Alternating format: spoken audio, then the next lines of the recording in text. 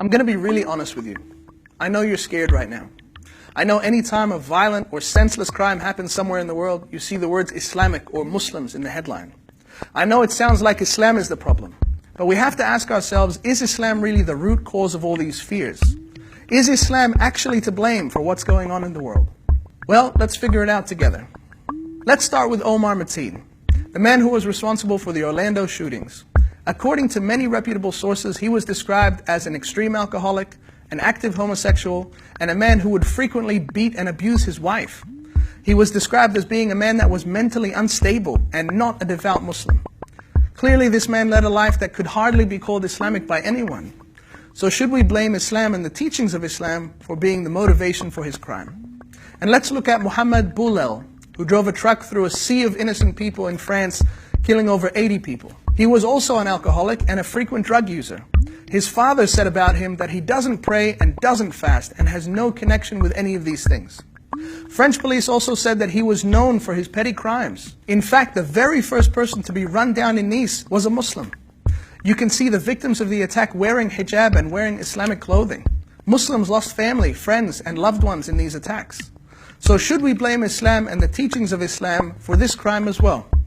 You'll like this one. A leaked document by MI5 in the UK stated that a large number of those involved in terrorism do not practice their faith regularly.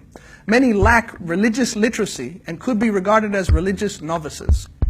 That means that these people didn't learn about Islam and then become motivated to kill people. Actually, the opposite is true. They had no idea what Islam was about.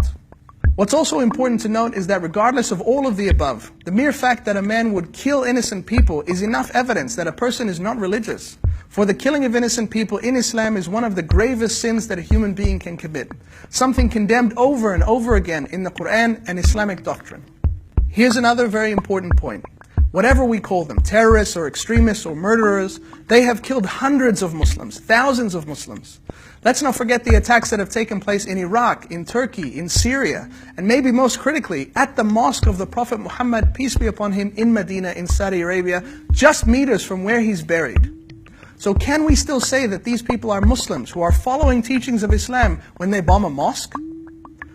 Compare those lives to the lives of Abdul Sattar Idhi, who helped the needy for 60 years and ran the world's largest ambulance service. Or Muhammad Ali, who refused to go to war because he didn't want to kill innocent people. This is the real Islam, the Islam that I believe in, and the Islam that's a force for compassion and mercy in the world. Whatever the reasons are for these attacks, be it politics or money or unstable minds or foreign policy decisions or just violent men, given their lifestyle, how can we say that Islam was their motivation? And lastly, a sincere message to anyone who's watching this. The world feels like a crazy place right now. If you want to know about Islam, go and find out. Go to your local mosque, have a conversation, chat to a Muslim co-worker. This is an opportunity for all of us globally to come together and face the things that threaten all of us. It's not Islam that you need to be afraid of.